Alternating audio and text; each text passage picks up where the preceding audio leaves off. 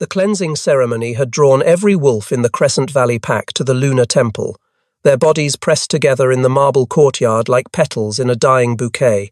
Sierra Thorne stood at the very back, as far from the raised dais as physically possible while still being present, her fingers twisted in the coarse fabric of her grey servant's dress. "Move aside, Omega," a she, wolf hissed, shoving past her with barely concealed disgust. The woman's expensive perfume couldn't quite mask the deliberate insult she'd made sure her shoulder struck Sarah's healing bruise from yesterday's accident in the kitchens. Sarah bit her lip hard enough to taste copper and said nothing. Speaking would only make things worse. "Why do they even allow her here?" Another voice whispered, not quietly enough. "She's 23 and still wolfless, practically human." The words landed like stones in still water. 23 years old and still unable to shift, in a world where transformation defined your worth, where your rank determined your fate, she was nothing. On the dais, High Priestess Kenna raised her arms, and silence fell like a blade. "Tonight, we honor the moon goddess with purification. Each wolf will approach the sacred Moonstone and receive her blessing." The Moonstone sat in its ancient cradle at the center of the dais, a sphere of milky white crystal the size of a human skull, its surface dull and lifeless in the torchlight. Sarah had seen it countless times during her years serving in the temple. It never reacted to Omega wolves. One by one, wolves approached. Betas received a soft white glow. Gammas earned a pale blue shimmer.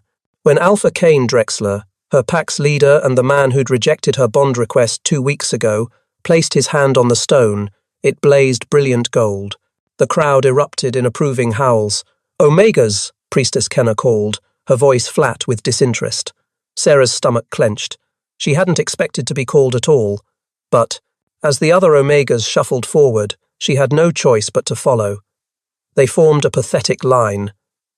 Most touched the stone quickly, eager to end their humiliation when nothing happened. The Moonstone remained cold beneath their fingers. Sarah was last. She climbed the dais steps with her head down, feeling hundreds of eyes boring into her back. When she reached the Moonstone, she paused, staring at its lifeless surface. "Just touch it and leave," she told herself. But as she lifted her hand, something strange happened. A tingling sensation raced up her arm, like lightning trapped beneath her skin. "Hurry up," someone called from the crowd. Laughter rippled through the courtyard. Sarah pressed her palm flat against the Moonstone's surface. The world exploded into radiant light.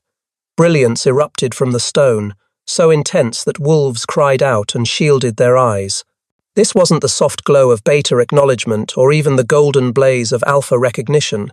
This was something ancient, wild, and absolutely impossible. Luminous flames raced up Sarah's arm and across her body, wrapping her in ribbons of liquid moonlight.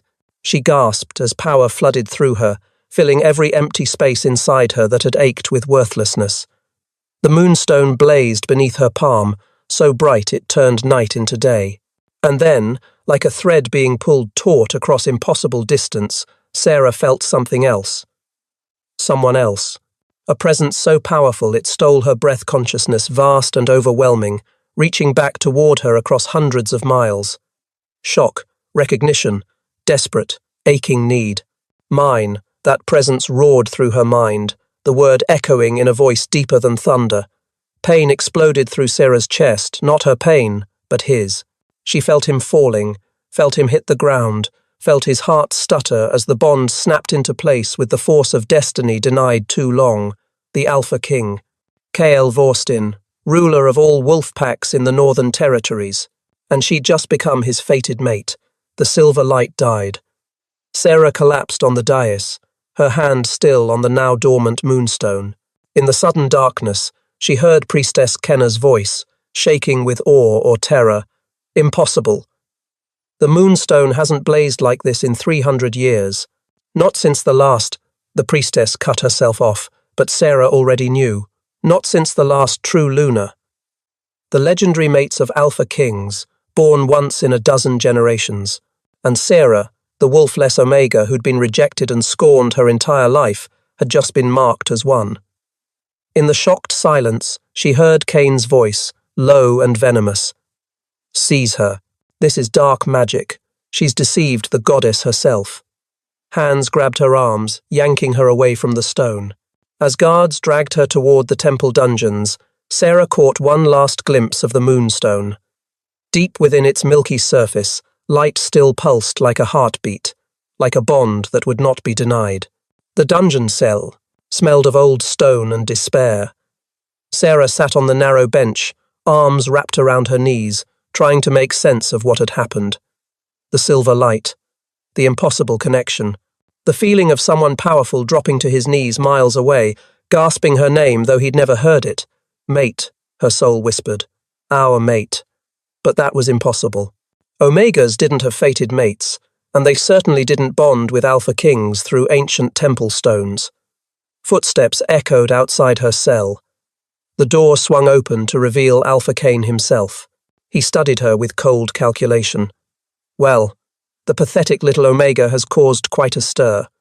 Sarah said nothing. Years of survival had taught her when to stay silent. Do you know what you've done? Cain stepped inside, letting the door close behind him. You've made our pack look like fools. That display, whatever trick you used, has every wolf in the valley questioning my leadership. It wasn't a trick, Sarah said quietly. I just touched the stone. Liar! Cain's hand shot out, gripping her chin hard enough to bruise. Wolf-less Omegas don't make moonstones blaze. You're nothing, Sarah. You've always been nothing. His words should have hurt. 2 weeks ago, they would have shattered her. But something had changed when that silver light flooded through her. For the first time in her life, she felt like she mattered. Let me go, she said, meeting his eyes steadily. Cain's grip tightened. You're going to tell everyone it was a mistake. You're going to publicly reject whatever false bond you think you have, and then you're going to leave Crescent Valley forever. And if I don't? Then you'll have an accident, a tragic fall from the temple walls.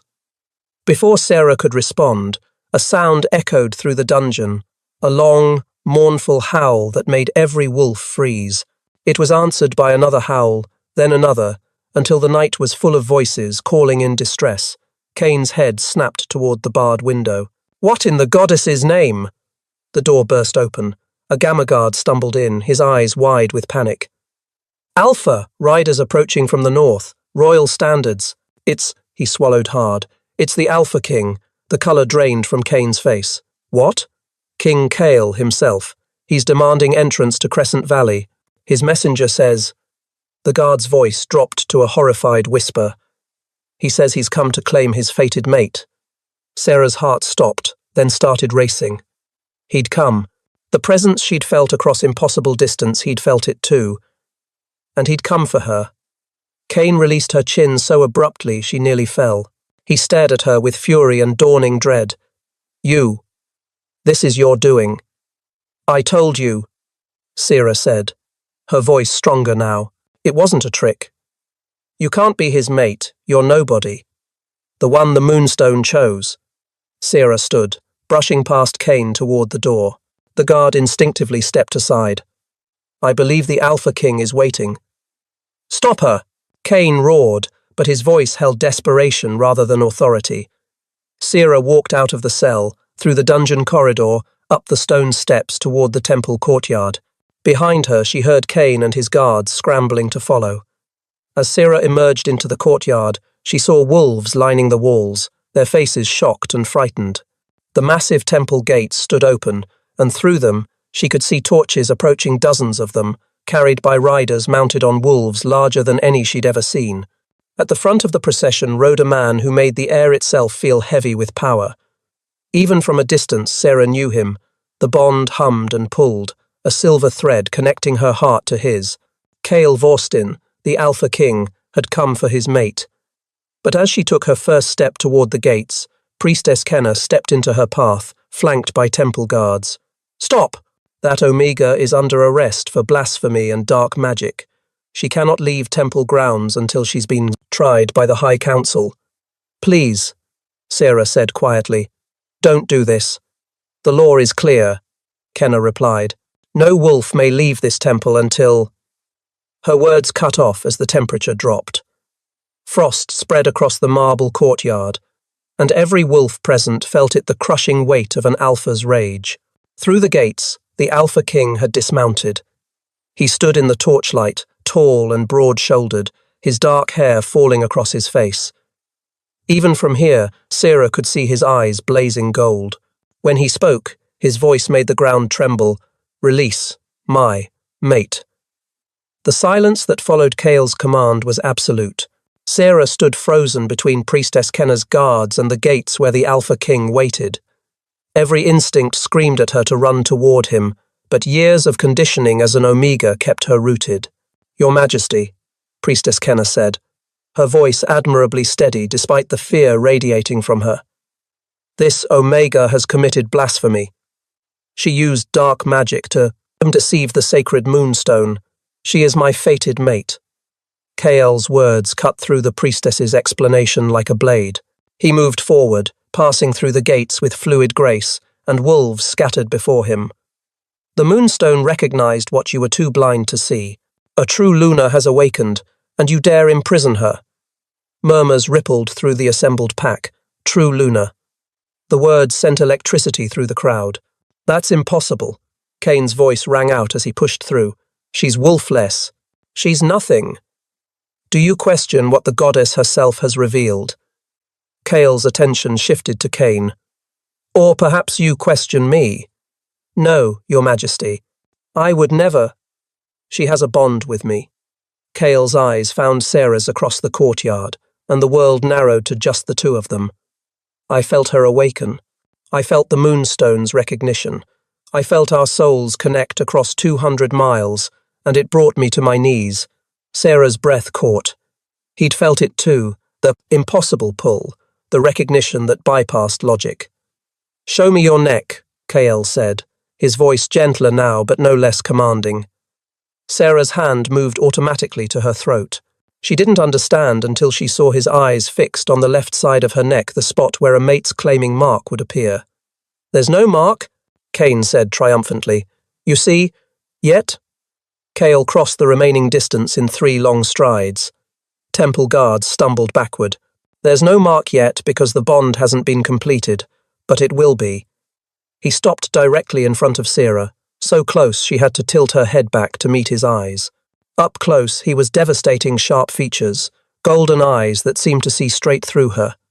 You feel it, he said quietly, for her ears alone. Don't you? Yes, Sarah whispered. I felt you fall, miles away. I felt your heart race when the bond snapped into place. Something fierce and possessive flickered across Kael's face. And I felt you, awaken. Felt your power flood through that ancient stone.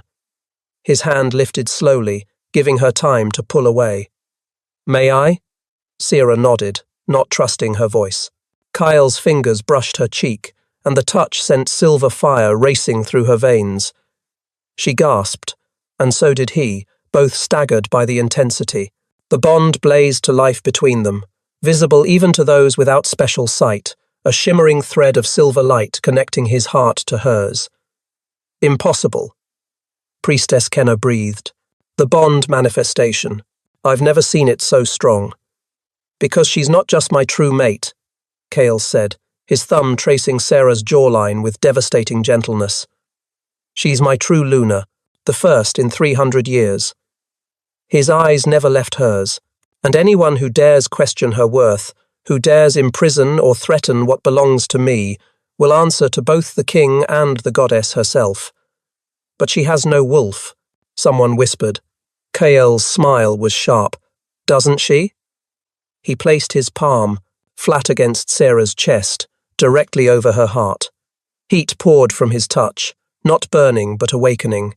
You're not wolfless, Kael murmured, his face so close, his breath ghosted across her lips. You're something else entirely, something so powerful it needed a true mate's touch to awaken.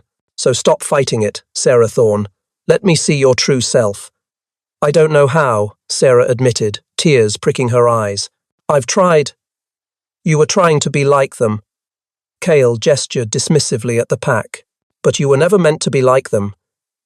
His power surged through their connection, wrapping around her. And suddenly, Sarah felt it the thing she'd been missing her entire life. Not a wolf, something ancient, something wild and absolutely terrifying in its power.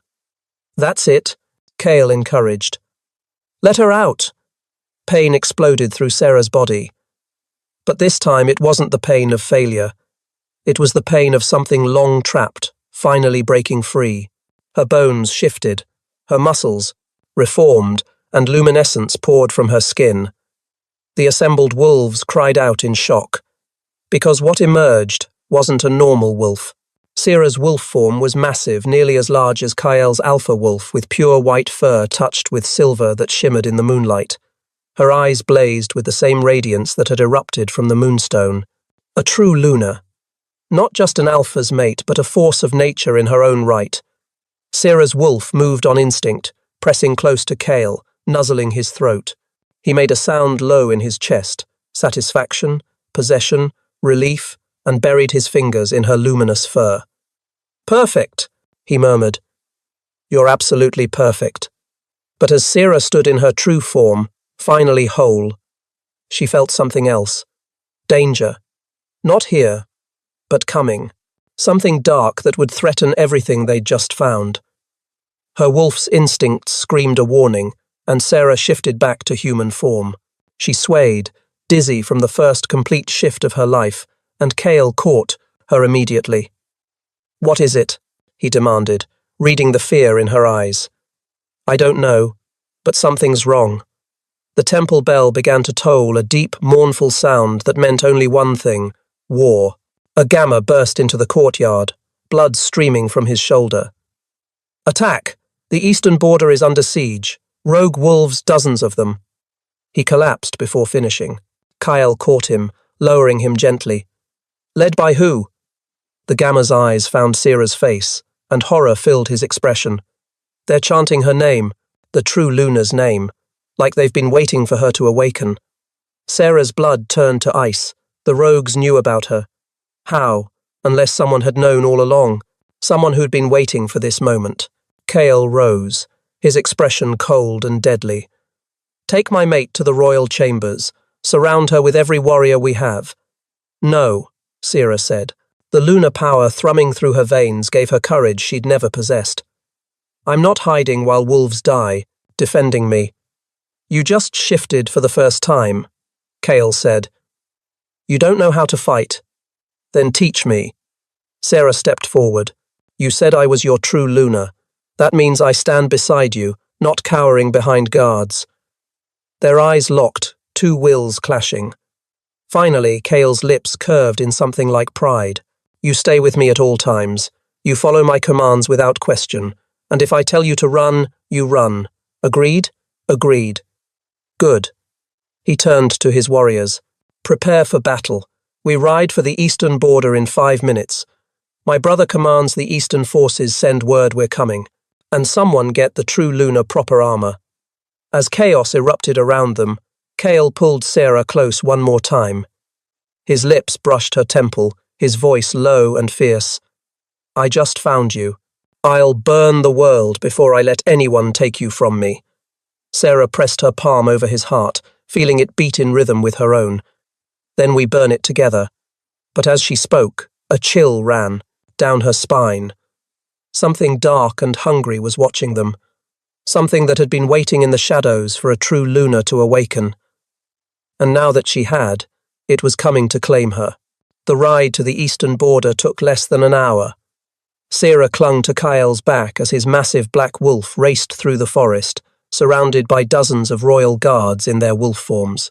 The armor they'd given her was lightweight but strong leather reinforced with silver thread. "Are you frightened?" Cale's voice echoed through their bond. "Terrified," Sarah admitted, "but not of the rogues. Of failing. Sarah, you shifted into a true Luna wolf on your first try. Trust yourself." The forest opened into a clearing, and Sarah's breath caught at the carnage. Dozens of wolves battled Crescent Valley defenders against rogues that fought with terrifying efficiency. And they were winning. "Protect the Luna," Cale commanded as he shifted mid-leap, landing in human form, with a sword already in hand. His warriors formed a circle around Sarah. I said I wouldn't hide, Sarah protested, but her guards didn't move. Through the chaos, Sarah watched Kael fight. He moved like poetry written in violence. Where he passed, rogues fell. But there were so many, and more kept coming. Then she saw her. A woman emerged from the shadows, tall and regal, with silver-streaked hair and eyes that glowed with unnatural purple light. She wore robes covered in symbols that made Sarah's skin crawl. "There she is," the woman called out. "The newborn Luna. How precious." Every rogue stopped fighting at her words. They pulled back and turned towards Sarah with hungry, hollow eyes. "Who are you?" Kael demanded, placing himself between the woman and Sarah. "I am Vesper Nightshade," the woman replied with a mocking bow, "and I've been waiting 23 years for your mate to awaken, Your Majesty." Sarah's blood ran cold. 23 years, her entire life. "Impossible," Kael said. "True Lunas are born at random. The goddess chooses. The goddess can be influenced." Vesper's smile was cruel. "With the right magic, the right sacrifice, I made sure a true Luna would be born in Crescent Valley, powerless and overlooked. I've been monitoring that Moonstone for decades with my scrying spells, waiting for the moment she would touch it and awaken. Tonight, when I felt the activation, I knew the time had finally come." "The Moonstone," Sarah whispered. "You corrupted it." "Very clever, little Luna." Vesper's eyes fixed on Sarah. "I've been feeding dark magic into that stone for decades, waiting for you to touch it, waiting for the bond with your true mate to snap into place. Because a true Luna's power is useless unless she's bonded to her Alpha King." Kael's entire body had gone rigid. "You wanted her to bond with me." "Of course. A true Luna bonded to an Alpha King holds enough power to reshape reality itself, to break the barriers between worlds, to free things imprisoned since the dawn of time." Vesper gestured, and the rogues began to advance. "And now that the bond is formed, all I need to do is take her from you." "Never." Kael's voice dropped to a lethal growl. "Oh, I will," Vesper said pleasantly. "But first, I think I'll make you watch as I drain every drop of power from your precious mate." She raised her hand, and dark energy crackled between her fingers. Before Kael could move, before his guards could react, Vesper hurled the magic directly at Sarah. Time seemed to slow. Sarah saw the black lightning coming, saw Kael lunging to intercept it, but something inside her roared NO with such force it shook the ground. Radiance exploded from Sarah's body, not gentle, but a blazing inferno of pure lunar power. It met Vesper's dark magic in midair, and the two forces collided with a sound like reality tearing. The shockwave sent wolves flying backward. When the light cleared, Sarah stood at the center of scorched earth, her hands blazing, with power. She wasn't cowering anymore. "You want my power?" Sarah's voice echoed with authority she'd never possessed, resonating with the voices of every true Luna who'd come before. "Then come and take it." Vesper's confident smile faltered. "Impossible. You just awakened." "You were right about one thing," Sarah interrupted. "A true Luna bonded to an Alpha King has extraordinary power, but you made one crucial mistake." "And what's that?" Sarah's eyes blazed pure luminescence. "You thought you could control me." She threw her hands forward, and radiant fire erupted in a massive wave. Rogues screamed as the light touched them, not burning their flesh, but burning away the dark magic that controlled them. One by one, they collapsed, freed from whatever corruption had bound them. Vesper shrieked in fury and retaliated with dark energy so powerful it cracked the earth. Sarah raised a shield of silver light, but the impact drove her to her knees. Pain exploded through her chest as the pressing the reeve. Dark magic pressed against her defenses. "Sarah!" Kael's mental voice was frantic. "Let me help you." "No," she gasped. "She wants us both." But Kael was already moving. He shifted mid-run, his massive wolf form covering the distance in seconds. He hit Vesper from the side with enough force to send her flying, breaking her concentration. The pressure on Sarah's shield vanished. She collapsed forward, gasping. "Foolish Alpha," Vesper snarled, rising to her feet. Blood trickled from her lip, but her eyes blazed with triumph. "I wanted you both, but I'll settle for one." She gestured sharply, and symbols carved into the ground began to glow with sickly purple light. Sarah recognized them too late, a binding circle, prepared in advance. Kale's wolf form froze mid-step, held by invisible chains. "No!" Sarah screamed, running toward him. "One true mate will do," Vesper said, already chanting in a language that hurt to hear.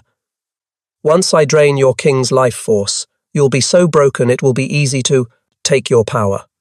Darkness poured from Vesper's hands, wrapping around Kale's frozen form. Through the bond, Sarah felt his pain as the magic began to tear at his life force. She had to stop this, but how? "Let go," a voice whispered through her mind, not Kale's, but something older. "Stop trying to control it. Just let the lunar power flow through you." Sarah stopped running. She closed her eyes and did what the voice suggested. Let go of her fear, her doubt, her desperate need to prove she was worthy, and felt the full force of a true lunar's power flood through her veins. When she opened her eyes, the entire battlefield was bathed in moonlight that came from her skin. She could see the threads of dark magic binding Kale, see the corruption in Vesper's spells, and see exactly where to strike. Sarah raised her hand, and reality bent to her will. The binding circle shattered, the dark magic draining Kale evaporated like mist, and Vesper's trap turned to ash. "That's not possible," Vesper whispered, backing away. "You're untrained. You're weak." "His?" Sarah said simply. "And he's mine, and you just tried to take him from me." Luminous fire erupted from her hands one final time, but this wasn't an attack. It was a barrier, a wall of pure lunar power that surrounded Vesper in an unbreakable cage. "Let me out," Vesper shrieked, throwing herself against the glowing walls. "No," Sarah said calmly. "You're going to answer for what you've done." Kale shifted back to human form beside her, his hand finding hers immediately. Through their bond, Sarah felt his pride, his awe, his certainty that she was exactly what he'd needed. "Are you all right?" he asked softly. "I am now." Sarah leaned against him, suddenly exhausted. "But I think I need you to catch me in about 3 seconds." "I've got you," Kale promised. Sarah's knees buckled, and true to his word, Kale caught her before she hit the ground. As consciousness faded, she heard him calling for healers, heard relieved voices, celebrating their victory, and heard Vesper's screams from inside her cage. But louder than all of that, she heard Kale's voice through their bond, warm and certain. "Sleep, my Luna. I'll be here when you wake, always." And for the first time in her 23 years, Sarah Thorne fell asleep feeling completely safe. Sarah woke in a bed so soft it felt like floating on clouds. For a disoriented moment, she thought she was back in her servant's quarters. Then she felt the bond, a warm, golden thread connecting her heart to another's, and memory crashed back. She sat up too quickly and immediately regretted it as the room spun. Easy. A gentle hand pressed against her shoulder, guiding her back to the pillows. An older woman with kind eyes and greying hair smiled down at her. "You've been asleep for 2 days, Luna. Your body needs more rest." 2 days? Sarah's voice came out as a croak. "Where's Kale? Is he?" "The king is fine. He's been at your bedside almost constantly, though we finally convinced him to attend to pressing matters an hour ago." The woman, a healer, judging by her green robes, offered Sarah a cup of water. "Drink slowly. Your power reserves are completely depleted." Sarah sipped gratefully. As her senses sharpened, she became aware of her surroundings. The ceiling soared above her, decorated with painted constellations that seemed to shimmer. Tapestries depicting ancient lunar ceremonies covered the walls, and through massive windows she could see mountains stretching to the horizon. "Where am I?" Silvercrest Palace. "The king's personal residence. You're in the Lunar's quarters. They've been empty for 300 years, waiting for you." The weight of those words settled over Sarah. 300 years. "I need to see him," Sarah said, pushing herself upright despite the healer's protests. I need to know, he's really all right. The door burst open, and Kale strode in, his eyes immediately finding hers. Relief flooded his face, followed, quickly by irritation. You're supposed to be resting, he said, crossing to the bed, but his hands were gentle as they cupped her face. Do you have any idea how frightening it was watching you collapse? Feeling you slip away through the bond while I couldn't do anything. I'm sorry, Sarah whispered. I didn't know using that much power would. You saved my life. Saved all our lives. Kale pressed his forehead to hers. Don't apologize for that. Ever. The healer cleared her throat diplomatically. I'll give you two some privacy, but Luna, you need to eat within the hour. After she left, Sarah and Kale simply held each other, neither speaking, both reassuring themselves through touch and bond that the other was real and safe. Finally, Sarah pulled back enough to study his face. What happened while I was unconscious? Vesper. Imprisoned in the deepest cells beneath the palace, contained by wards woven by our best magic users. Kyle's expression darkened. When you lost consciousness, your cage began to fade, but Thessaly and I were able to reinforce it long enough to transport her here. She's been trying to reach you through dreams, but I've been blocking her. She can't reach you while I'm near. A chill ran down Sarah's spine. She tried to get into my dreams? Multiple times. She's desperate, Sarah. Whatever her plan was, capturing you is essential to it. The rogues she controlled have been freed, but she had backups, cells of corrupted wolves still hunting for you. Then I need to get stronger, need to learn to control my power properly. Which is exactly why I've summoned someone to help. Kale's expression shifted to something cautious, though I should warn you she's not what you'd expect. A knock sounded at the door. At Kale's command, it opened to reveal a woman who made Sarah's breath catch. She was ancient, her skin weathered, her white hair hanging in intricate braids past her waist. But her eyes blazed with radiance identical to Sarah's lunar power. So, the woman said, her voice surprisingly strong. The goddess finally blessed us with another true Luna.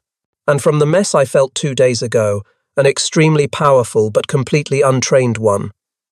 Sarah, Kale said carefully, this is Thessaly Moonwhisper. She was 27 when she served the last true Luna, 300 years ago. That Luna's magic preserved her before she died, keeping Thessaly alive to serve the next one.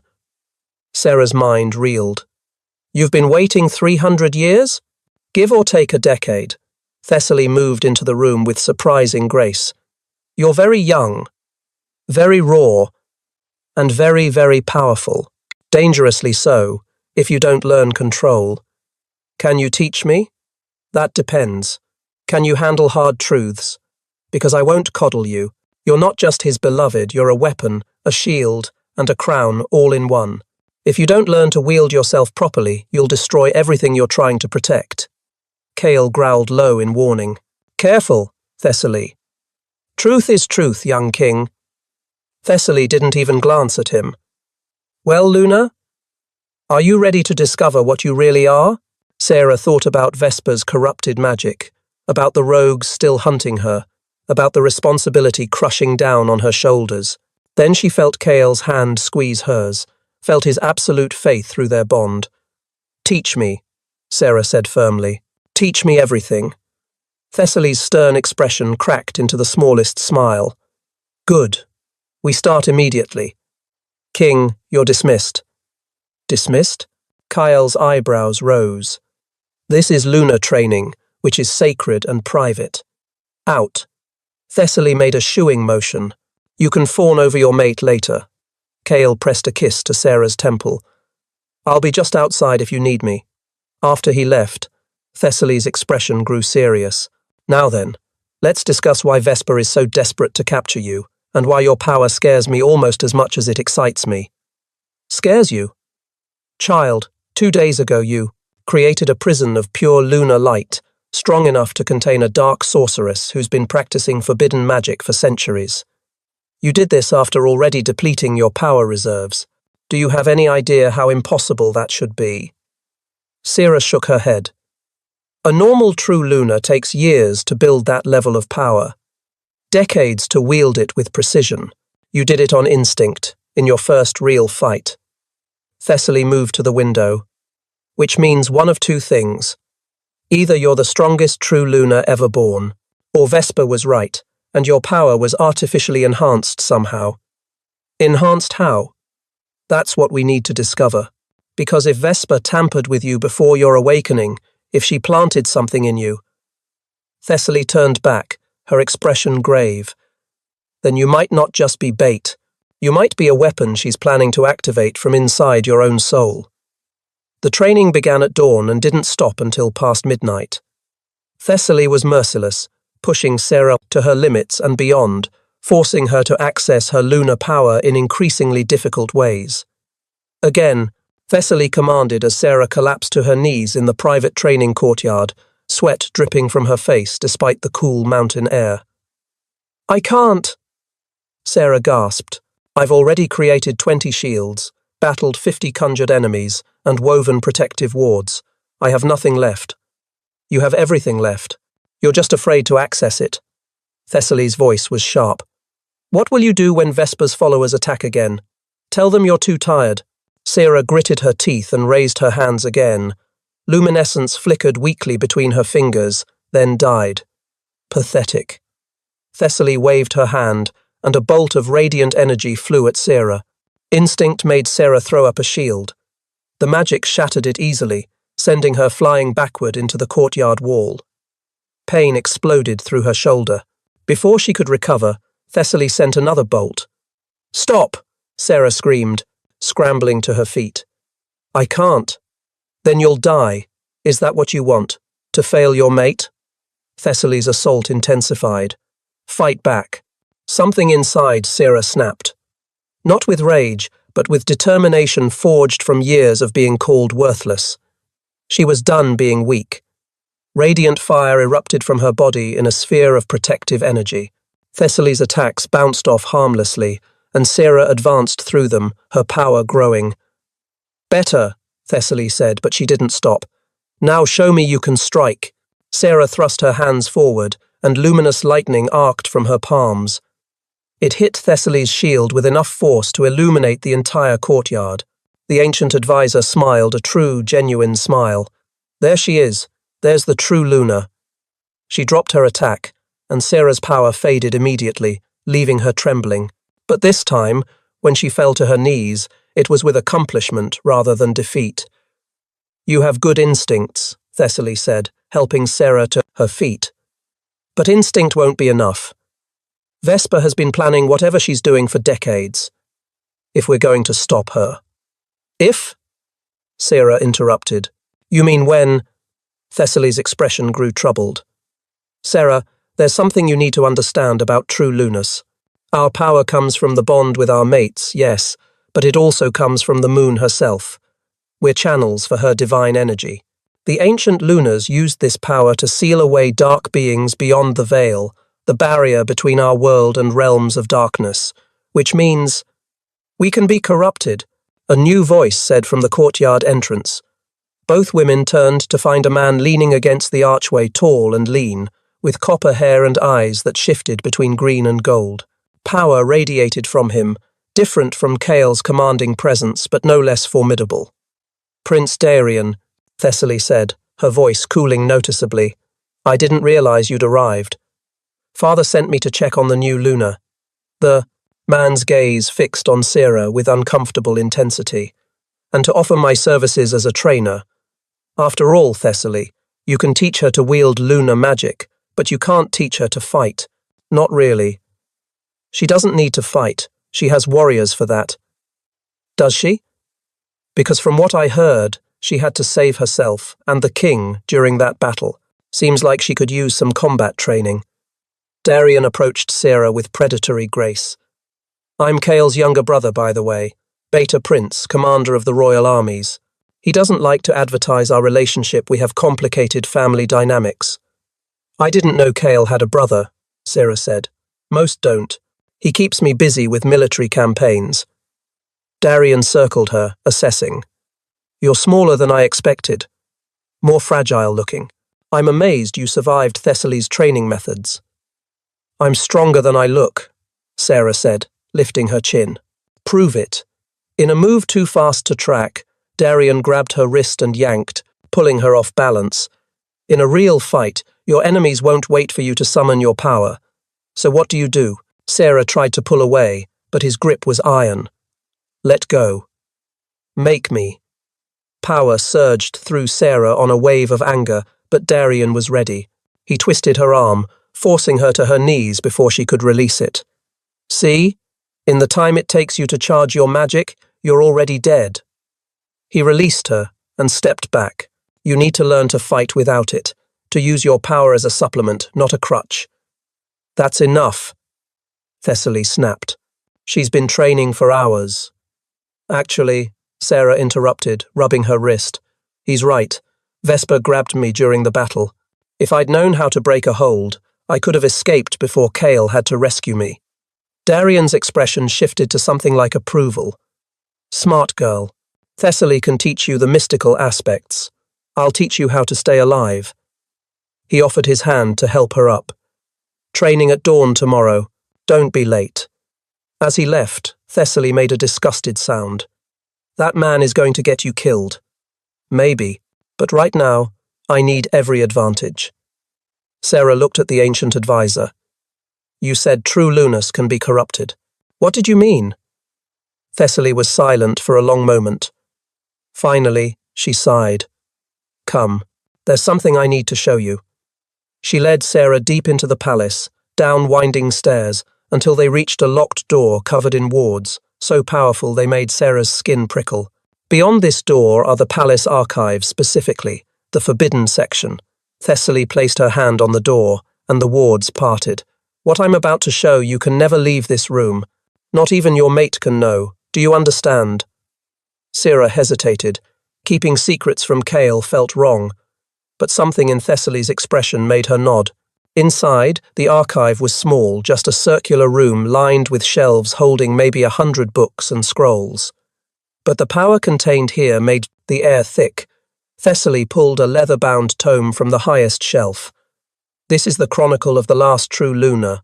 Her name was Ilara Starweaver, and she was powerful beyond measure. She ruled alongside the Alpha King for 50 years, bringing peace to all wolf territories. What happened to her? She was corrupted.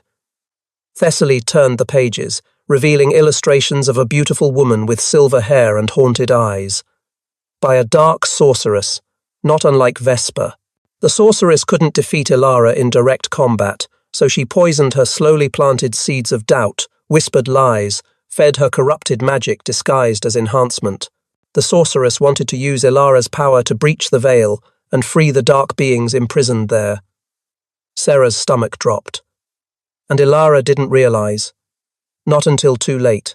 The corruption grew inside her for years, hidden beneath her natural lunar power by the time we discovered it. Thessaly's voice cracked.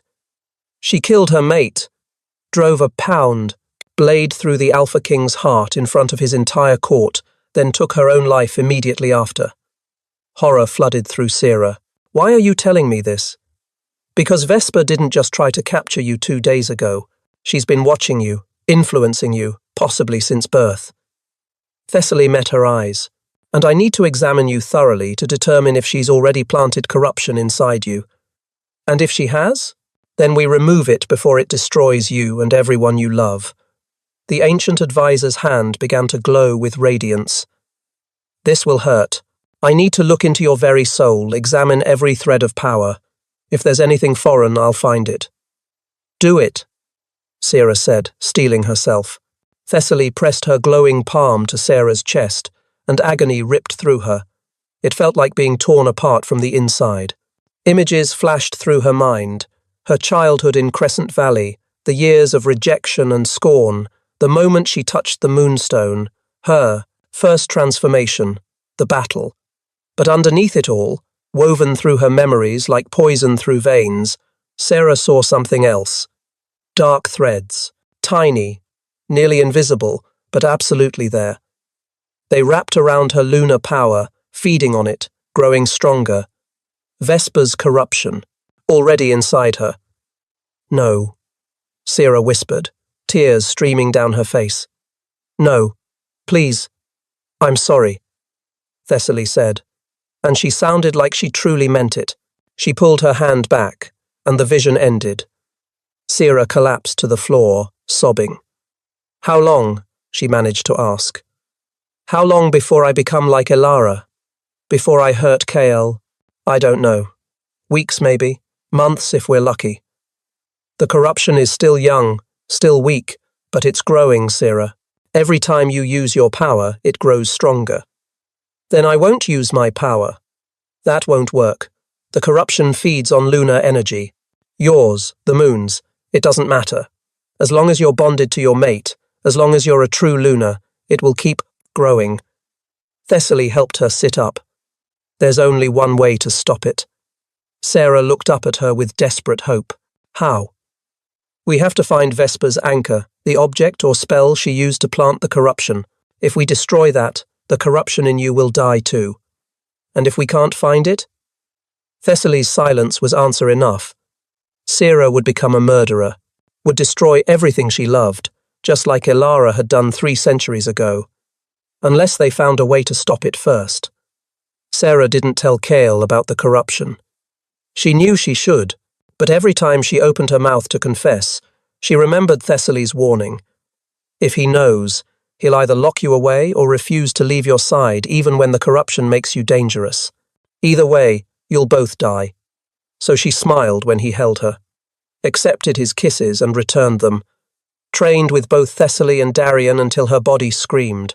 And at night, when Kael slept beside her in the massive Luna's bed, she lay awake, feeling the dark threads inside her pulse and grow. It had been a week since Thessaly's revelation. 7 days of desperate searching through archives, questioning imprisoned rogues, trying to figure out what Vesper had used as her anchor.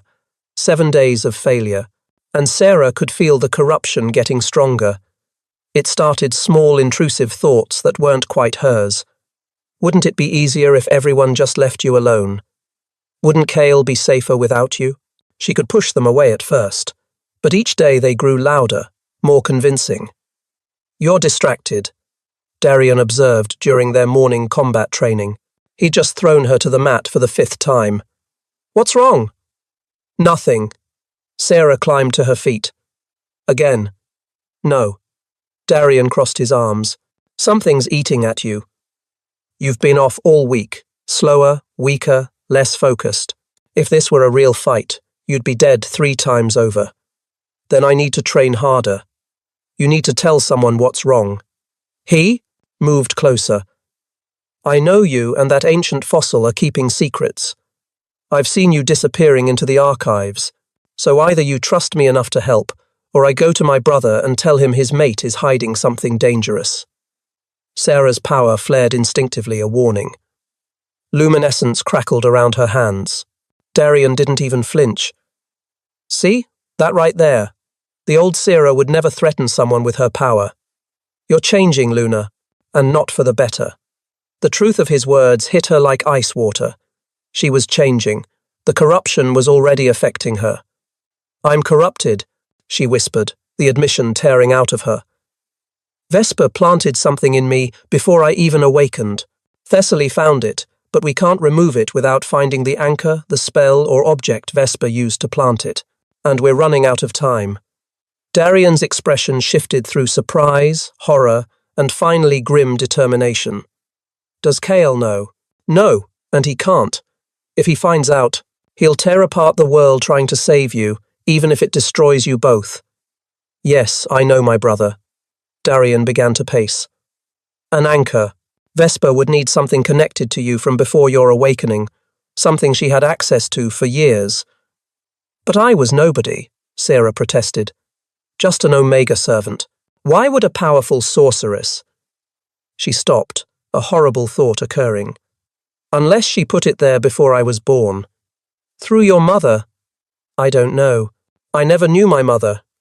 She died in childbirth, they told me. My father raised me until I was 5, then he. Sera's throat tightened. They said he abandoned me, left me at the Pack Temple and never came back. Or he was killed, Darian said quietly. If Vesper wanted to ensure her plan worked, she'd eliminate anyone who might interfere. The suggestion made Sarah's stomach turn, but it also sparked a memory.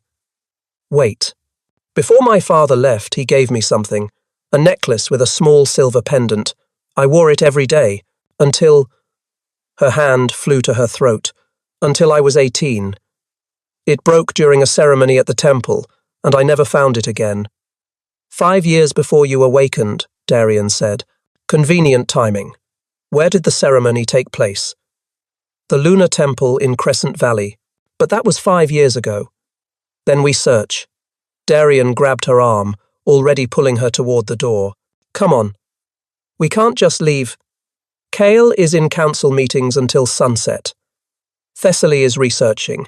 No one will miss us for hours. His grip tightened, and every second we waste is another second that corruption grows. So move.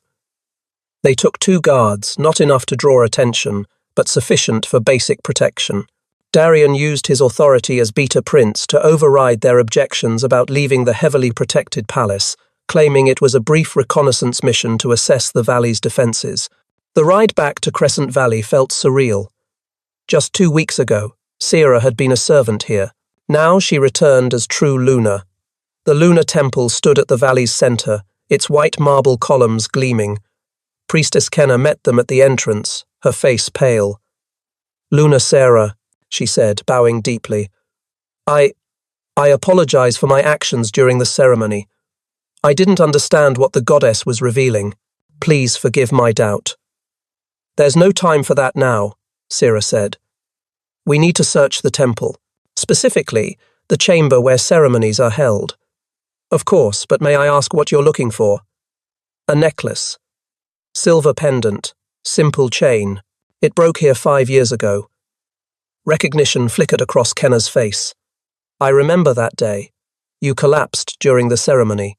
Where are broken items from ceremonies kept? Darian demanded. The offering chamber. Everything that falls during sacred rituals is considered blessed. We store them. Kenna's eyes widened. Oh, goddess. You don't think... Show us. Now. The offering chamber was small, lined with shelves holding decades of accumulated objects. The sheer volume made Sarah's heart sink. This will take hours, she said. Then we search for hours, Darian replied, already pulling items from shelves. They worked in tense silence. An hour passed, then 2. Sarah's hands were dusty and scratched, her hope fading with each empty box. You won't find it, a voice whispered in her mind, dark, familiar, definitely not hers. Vesper's too clever. You're going to fail, just like you failed at everything else. Shut up, Sarah muttered, pushing the corrupted thought away. Did you say something? Darian asked. No, keep searching. But the voice persisted, growing louder. Why are you even trying? You know how this ends. You'll kill Kale, just like Elara killed her mate. It's already inside you, growing, waiting. Stop it, Sarah whispered, pressing her hands to her temples. Sarah? Darian moved toward her. What's wrong? The corruption. It's getting stronger. I can hear... She cut off as her fingers brushed. Something on a high shelf. A tingle of recognition raced through her. Wait. She reached up and pulled down a small wooden box. Inside, nestled in faded velvet, was her necklace. The chain was broken, but the pendant was intact, a simple silver disc etched with symbols she'd never been able to read. The moment her fingers touched it, pain exploded through her chest. The pendant blazed with sickly purple light, and Sarah felt the corruption inside her surge in response. That's it, Darian breathed. That's the anchor. We need to destroy it, Sarah gasped, trying to drop the necklace, but her hand wouldn't obey. The corruption was fighting her, using her own body against her. Darian, I can't let go. He drew his knife and moved toward her. Don't fight me. I'm going to cut the connection. The temple doors exploded inward. Wolves poured into the offering chamber, dozens of them, their eyes glowing with the same purple corruption that pulsed from the pendant. And behind them, smiling with cold triumph, walked Vesper. Did you really think I wouldn't notice you finding my anchor? she said. "I've been waiting for this moment, little Luna. Waiting for you to lead me right to it." "Run!" Darian shouted at the guards, putting himself between Sarah and the sorceress. "Get her out of here." But Sarah couldn't move. The pendant was burning into her palm now, the corruption spreading through her like wildfire. She felt it reaching for her lunar power, felt it wrapping around her bond with Kael. Through the bond, she felt Kael jolt to awareness, felt his panic as he realized she was in danger. He was coming, she could sense him racing across the territory. No, she tried to send. "Stay away. It's a trap." But he couldn't hear her. The corruption was blocking their connection. Vesper raised her hand, and purple lightning arced toward Darian. He dove aside, barely avoiding it, but the attack had been a distraction. Another bolt hit Sarah directly in the chest, and she screamed as agony tore through her. "Finally," Vesper breathed. "Finally, you're mine." The corruption exploded inside Sarah, consuming her lunar light, her will, her very sense of self. She felt it taking control, felt her body moving without her permission, felt her power turning dark and twisted. When she opened her eyes again, they blazed purple instead of luminescent. And the last thing Sarah saw before the corruption took her completely was Kael bursting through the temple doors, his face stricken with horror as he saw what she'd become. Kael stared at his mate at the creature wearing her face and felt his heart shatter. Sarah stood in the center of the offering chamber, purple energy crackling around her like a storm. Her eyes, once radiant and warm, now blazed with Vesper's corrupted magic. The necklace was fused to her palm. "Sarah," he said, his voice breaking on her name. "Fight it. I know you're still in there." The corrupted Luna tilted her head, studying him with an expression that was almost curious. When she spoke, it was Sarah's voice layered with something darker. "Your mate is gone, Alpha King. There's only me now." She raised her hand, and purple lightning arced toward him. Kael shifted mid-dodge, his massive black wolf form barely avoiding the strike. The energy hit the wall behind him, and ancient marble exploded into dust. "Sarah, please," Darian shouted from behind a pillar. "You have to fight the corruption." "Why would I fight it?" The corrupted Sarah's laugh was wrong, discordant. "This power feels glorious. For 23 years I was weak, helpless. Now I'm strong. Now everyone will kneel." Kael shifted back to human form, his hands raised in surrender. "If you're really gone, if Vesper has won, then kill me now, because I won't fight you. I won't raise a hand against my mate." Something flickered across Sarah's face, pain, confusion, a desperate internal struggle. The purple light wavered. "Kyle, run." It was Sarah's real voice, breaking through for just a moment. "I can't hold her off much longer. Please." The corruption slammed back into control, and Sarah screamed. Purple energy exploded from her body in a shockwave that threw everyone backward. Kael hit the far wall hard enough to crack stone. Through their bond twisted and corrupted as it was, he felt her agony. She was still there, still fighting, trapped inside her own body, while Vesper's magic puppeted her. "Impressive resistance," Vesper said, stepping over rubble. "Most hosts are completely consumed within minutes." "But then, you're not most hosts, are you?" She approached the struggling Sarah, reaching out to stroke her cheek. "You're exactly what I've spent decades creating. A true Luna powerful enough to channel the magic I need." "For what?" Kael demanded, forcing himself to his feet. "What are you trying to do?" "Break the veil, of course." Vesper smiled at his confusion. "Did you think the mortal realm was all that exists? There are other worlds, Alpha King. Dark worlds where beings of immense power were imprisoned eons ago by the first true Lunas. And with a corrupted true Luna under my control, I can tear down those prisons and set them free." Horror flooded through Kael. "You'll destroy everything. Those beings will reward me with immortality and power beyond imagination." Vesper's hand moved to the pendant fused to Sarah's palm. "The anchor is complete. The corruption is absolute. In minutes, the transformation will be irreversible." "No," Kael said, but it came out as a plea. Through the bond, he felt Sarah's consciousness fading, drowning in darkness. He had minutes, maybe seconds, before he lost her forever. Sarah, he sent desperately through their corrupted connection. Come back to me. Please. I can't. Her mental voice was barely a whisper. Too strong. KL, you have to kill me. Before I hurt you. Before I help her destroy the world. Never. KL's response was absolute. We end this together, or not at all. Then we both die, Sarah sent back, and he felt her resignation. I love you. I'm sorry I wasn't strong enough. Something in those words ignited a fury in KL unlike anything he'd ever felt. Sarah thought she was weak. After everything she'd survived, everything she'd overcome? No, he said aloud. You are not weak. You have never been weak. He strode forward, ignoring Vesper's threats, ignoring the corrupted magic crackling around Sarah. He stopped directly in front of her, close enough to touch. You were rejected and scorned your entire life, Kale said. You had no wolf, no status, and no power, and you still chose kindness over bitterness, still chose to help instead of hurt. You survived everything they threw at you with your soul intact. Kale, move, Darian shouted. She's charging another attack. Then let her strike me down, Kale said calmly, because I'm not leaving without my mate. He reached up slowly and cupped Sarah's face in his. Hands. The corrupted magic burned his palms, sent agony racing up his arms, but he didn't let go. When you touched the Moonstone, you didn't just awaken your power, he continued.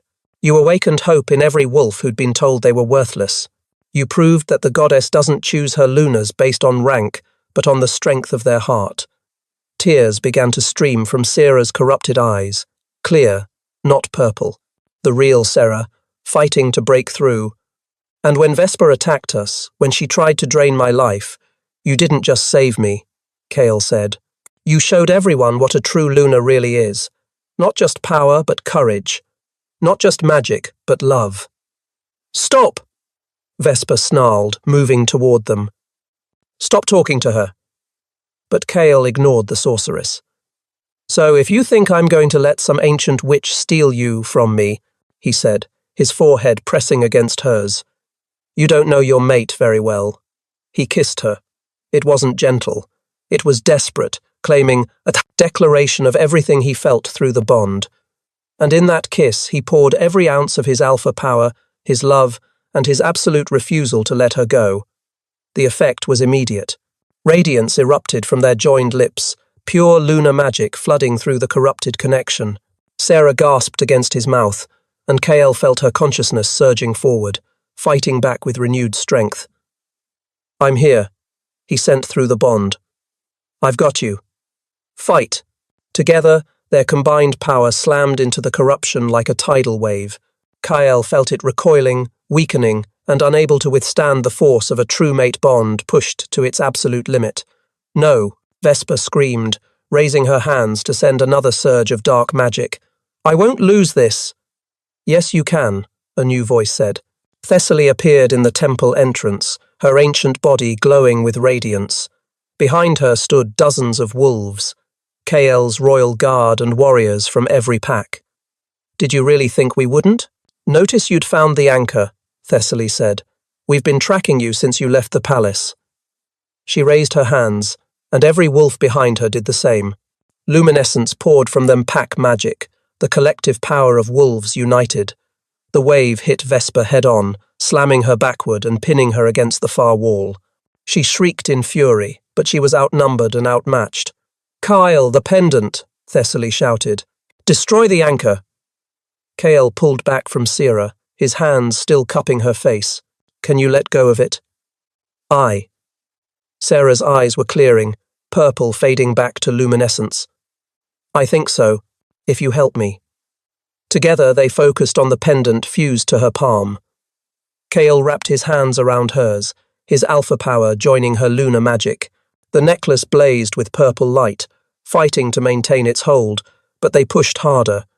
With a sound like reality tearing, the pendant broke free from Sarah's skin. Now, Thessaly commanded. Kale threw the necklace onto the ground and brought his boot down on it with every ounce of supernatural strength he possessed. The pendant shattered, releasing a shockwave of dark energy. When the darkness cleared, the corruption inside Sarah was gone. She collapsed against KL, her legs giving out, and he caught her immediately. Through their bond, now clean and clear, he felt her exhaustion, her pain, but also her profound relief. "Is it over?" she whispered against his chest. "Not quite," Thessaly said grimly. The ancient advisor and her wolves still had Vesper pinned, but the sorceress was laughing. "You think you've won?" Vesper's voice was ragged but triumphant. "You think destroying one anchor stops what I've put in motion? I have contingencies. Other anchors, other corrupted wolves, other plans." "Then we'll stop those too," Kale said coldly. "Will I rot in your deepest prison?" Vesper's smile was chilling. "Or will your precious mate spend the rest of her life wondering if I planted other corruption inside her? Will she ever trust her own thoughts again?" Sarah flinched against Kale, and he felt her fear spike through the bond. "Ignore her," he said firmly.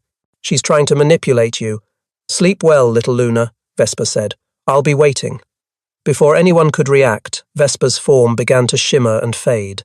The anchor's destruction had weakened the magical chains, holding her just enough for her pre-prepared escape spell to finally activate. "No!" Thessaly's power surged, trying to hold the sorceress, but Vesper slipped through like smoke. "She's teleporting!" In seconds, the dark sorceress vanished completely, leaving only her mocking laughter behind. The temple fell silent. Kyle held Sarah tighter, feeling her trembling. "She's gone," Darian said, limping forward with blood dripping from a cut. "Damn it."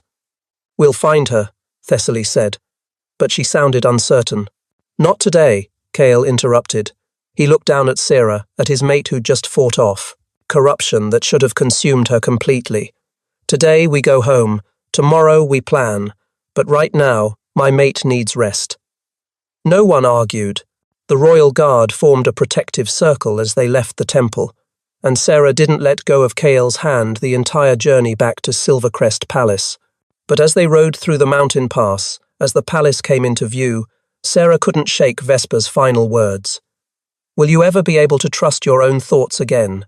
She looked up at Kale, at the man who'd risked everything to save her, and made a silent vow.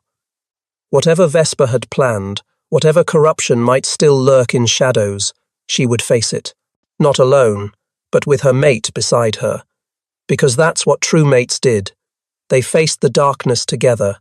3 months later, Sarah stood on the palace balcony, watching the sun set over the mountains. Behind her, she could hear celebration wolves from every territory gathered to honor the Luna who'd survived corruption. "There you are." Kale's arms wrapped around her waist from behind. "They're asking for you inside." "Let them wait," Sarah said, leaning back against him. "I needed a moment. 3 months since the temple, 3 months of training, of regular examinations to ensure no other corruption lurked inside her. 3 months of hunting for Vesper, following leads that went nowhere.